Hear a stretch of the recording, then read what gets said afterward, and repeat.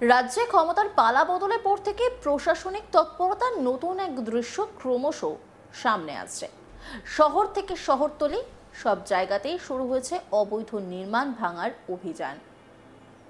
কিন্তু এই অভিযানের আড়ালে শুধু আইন শৃঙ্খলা রক্ষার গল্পই নয়, ধীরে ধীরে জমে উঠছে এক রাজনৈতিক নাটক, যার প্রতিটি দৃশ্যই আছে উত্তেজনা, প্রতীকী বার্তা এবং জনমানুষের ভেতর লুকোনো প্রশ্ন। রাজ্যে পালা বদল হতেই দিকে দিকে বুলডোজার অ্যাকশন শুরু হয়ে গিয়েছে। যেখানেই অবৈধ নির্মাণ রয়েছে সেখানেই বুলডোজার চালিয়ে ভেঙে গুড়িয়ে দেওয়া হচ্ছে। এবার বিজেপি বিধায়ক রাস্তায় নেমে কোন্নগর স্টেশন আন্ডারপাসের অবৈধ টোল গেটে বুলডোজার চালালেন। আর সেই দৃশ্য ছড়িয়ে পড়তেই তৈরি হয় রাজনৈতিক আলোচনার নতুন ঢেউ। প্রশ্ন উঠছে, এটি কি শুধুই আইন মেনে অবৈধ নির্মাণ উচ্ছেদের একটি প্রশাসনিক পদক্ষেপ, নাকি এর পেছনে আছে আরো বড় কোনো রাজনৈতিক সংকেত, যেখানে শক্তির প্রদর্শনী হয়ে উঠছে নতুন ভাষা? এবার হুগলির কোন্নগরে চলল বুলডোজার, ভেঙে গুড়িয়ে দেওয়া হলো টোল আদায়ের অফিস। স্থানীয় সূত্রে জানা গেছে, কোন্নগর আন্ডারপাসে যাত্রী ও যানবাহন চলাচলের উপর টোল বসিয়ে টাকা তোলা হচ্ছিল বহু বছর ধরে। অভিযোগ, 2008 সালে এটি লিজের মাধ্যমে এই টোল আদায়ের অনুমোদন দেওয়া হলেও পরবর্তীতে সেই অনুমোদন আর নবীকরণ হয়নি। তা সত্ত্বেও টোল আদায় অব্যাহত ছিল বলে দাবি করা হচ্ছে। এই পরিস্থিতিতে উত্তরপাড়ায় নবনির্বাচিত বিজেপি বিধায়ক দীপাঞ্জন চক্রবর্তী কোন্নগর পুরসভায় গিয়ে টোল আদায় সংক্রান্ত সমস্ত নথিপত্র দেখতে চান। বিধায়কের বক্তব্য অনুযায়ী পুরসভা সংশ্লিষ্ট কোনো বৈধ কাগজপত্র দেখাতে পারেনি। এরপরে তিনি প্রশাসনিকভাবে এই টোল আদায়কে বেআইনি বলে দাবি করেন। এরপর রাজ্য সরকারের তরফে অনুমোদনহীন সমস্ত টোল বন্ধ করার নির্দেশ আসার পর পরিস্থিতি আরও জোরালো হয়। সেই নির্দেশ মেনে কোন্নগর আন্ডারপাসে টোল আদায় সম্পূর্ণভাবে বন্ধ করার জন্য পুলিশের কাছে আবেদন জানান বিধায়ক। শুক্রবার সরেজমিনে অভিযান চালানো হয়। বিধায়ক দীপাঞ্জন চক্রবর্তী বলেন, উত্তরপাড়ায় কোনো বেআইনি কাজ বরদাস্ত হবে না। বেআইনি পার্টি অফিস হোক বা বেআইনি বাড়ি, সব ক্ষেত্রেই কঠোর ব্যবস্থা নেওয়া হবে। দীপাঞ্জন চক্রবর্তী কি বলছেন শুনুন। এটা টোল নয়, এটা তৃণমূলের দুর্নীতির প্রাসাদের একটা দরজা ভাঙলাম। এরকম অনেক দরজা আমি ভাঙবো এবং আমি প্রতিজ্ঞা করেছিলাম যে উত্তরপাড়ায় তৃণমূলের দুর্নীতিকে কবর দিয়ে ছাড়বো। এই শুরু হলো প্রথম। এটা তো এতদিন নেওয়া হতো, আজ থেকে তো অনেকদিন ধরে বন্ধ করে দিয়েছেন আপনি, আগে তো ভেঙে ঘুরিয়ে যাবে। এটা তৃণমূল এসেছে 2011, তার আগে সিপিএম 3 বছর খেয়েছে 2008 থেকে, আর 2011 থেকে তৃণমূল খেয়েছে, আর বিজেপি এসে সেটা ভেঙে গুড়িয়ে দিয়েছে। এটা কি অবৈধ ছিল? অ্যাবসলিউটলি অবৈধভাবে মানুষের কাছ থেকে লক্ষ লক্ষ কোটি কোটি টাকা এই কত বছরে এরা এখান থেকে কাটিয়েছে। উত্তরপাড়া বিধানসভার কোথায় কোথায় বুলডোজার চলতে দেখা যাবে? বহু জায়গায় আমি এখন যাচ্ছি, এখানে গোটা 15-20 বিরাট বড় জলাশয় রয়েছে হিন্দমোটর এলাকায়, যেখানে বেআইনি মাছ চাষ, লক্ষ লক্ষ টাকা কালো টাকা ওখানে লেনদেন। আমি এই ভেরিগুলো বন্ধ করেছি। এখন ওখানে এডিএম এসেছেন, এলএনআরও, পুলিশের সিনিয়র অফিসাররা, আমিও যাচ্ছি। এটা আমরা একটা ডিসিশন নেব, সমস্ত বেআইনি ভেরি বন্ধ হবে, টেন্ডার হবে, প্রতিটা মাছের দাম, প্রতিটি টাকা পশ্চিমবঙ্গ সরকারের ট্রেজারিতে যাবে, মানুষের নেতাদের পকেটে যাবে না। সে যত বড়ই নেতা হোক, মাটিতেই পুড়বে। প্রত্যক্ষদর্শীদের মতে শুক্রবার সকালে আন্ডারপাস সংলগ্ন টোল আদায়ের অফিসের সামনে পৌঁছে যান বিধায়ক দীপাঞ্জন চক্রবর্তী।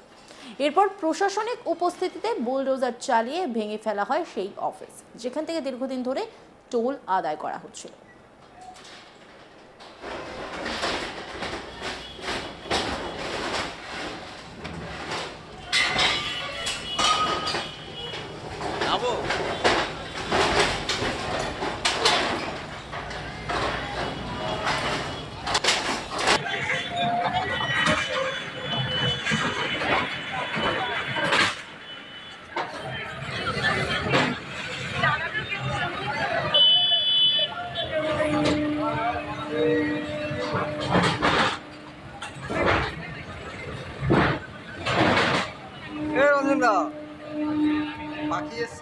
কোন্নগর পুরসভার চেয়ারম্যান স্বপন দাস বলেন, 2000 সালে রেল এবং রাজ্য সরকারের যৌথ উদ্যোগে কোন্নগর স্টেশনের এই আন্ডারপাস তৈরি হয়েছিল।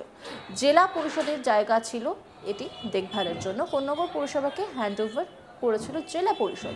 যখন বেআইনি টোল বন্ধ করা নিয়ে নির্দেশ দিল সরকার, তখনই জেলা পরিষদের কাছে আমরা জানতে চেয়েছিলাম লিখিত কোনো নির্দেশ আছে কিনা। তা এখনো পর্যন্ত আমরা পাইনি। 2008 সাল থেকে এই টোল আদায় চলছে। 2022 সাল পর্যন্ত বছরে 12,000 টাকা করে পেত পুরসভা। আমি গত 3 বছর ধরে সেটা 50,000 টাকা করেছি। আন্ডারপাসের তলায় জল জমে যায়, নোংরা আবর্জনা পরিষ্কার করার জন্য পুরসভার লোক লাগাতে হয়। বর্তমানে সরকারের যা নির্দেশ আছে সেটা মেনে চলতে হবে সকলকে। পুরসভার চেয়ারম্যান কি বলছেন শুনুন।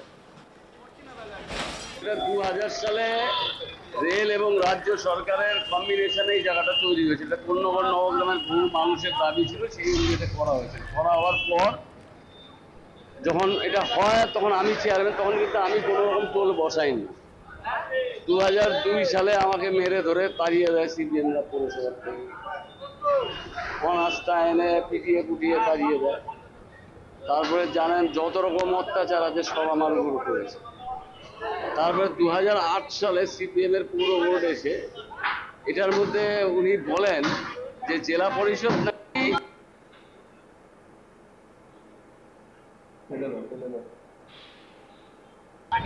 এই জায়গাটা জেলা পরিষদের, তো বললো যে জেলা পরিষদের জায়গা, তো এইটা জেলা পরিষদ আমাকে দিয়েছে মেনটেন করার জন্য।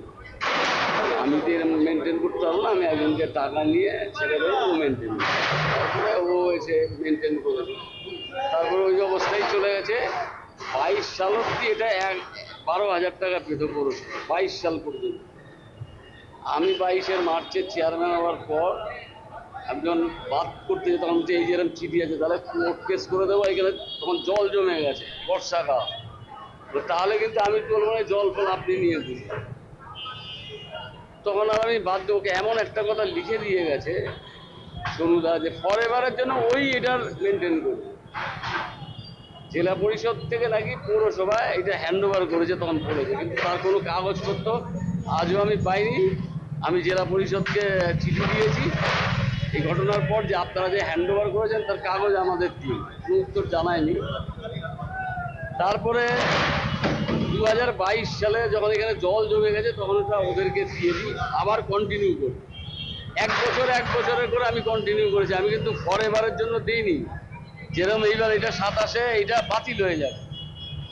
তার আগে তো ভেঙে দেওয়া না দেখুন, টোল আদায় আইনত রাস্তাঘাটের থেকে রাজ্য সরকারের থেকে পারমিশন না নিয়ে করা যায়, কিন্তু তখন আমাদের বোর্ড মিটিংয়ে বলা হয়েছিল যে জেলা পরিষদ নাকি হ্যান্ডওভার করে দিয়েছে। তো সেইটা জেলা পরিষদের থেকে আমি জানতে চেয়েছি, জেলা পরিষদ এখনো উত্তর দেয়নি। তখন সবে আমি জানেন ওইরকম অবস্থা।